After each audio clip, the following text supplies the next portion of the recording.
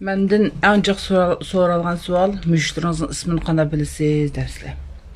Tutuluşqa bildim şuna yaxşı, men sizlarga dep bereyim. Birmi bir köz dep bereyim. Vaqt yetmeydi. Lekin şunu alsam dep bereyim. Serdar. Sopi. Paşa. Kunduz yinkirgen Kunduz mavu. Öte mavu Bekri. Meqranız kim o? Anire ama Anire. Tutamlı. Simba. Maruzgül. Pati. Kadi. Ye Kadi'yle maqsaqlandı. Kadi. Ye cep köngleşti paskırlar. Mustafa. Jabba. Almire. Bahadır.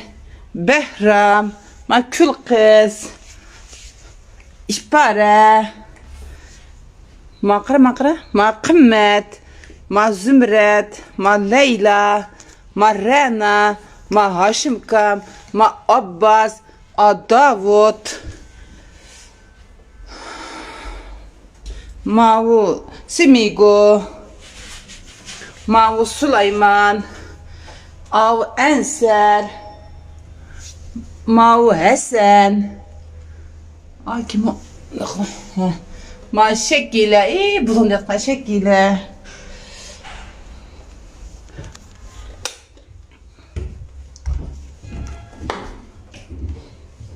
İşe konmadı.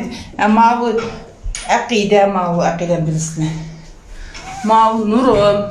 Nda tutuq çıqaladı bu iş. Nurum sana gelgen telefonunu ekran sertifikatından telefonunu ki şansosum işlemeydi. Ma Reyhan, Ataqir vi hiçanlara. Ma Reyhan, Ma Taqir. Yani qaysanlar qalğanlar. Şiirim bilen Banu doktorxanda joy qildi o qizlarni ögünlük doktorxandan chiqdi. Karvatdan asıliyat kaldıranlar bağım yok mu?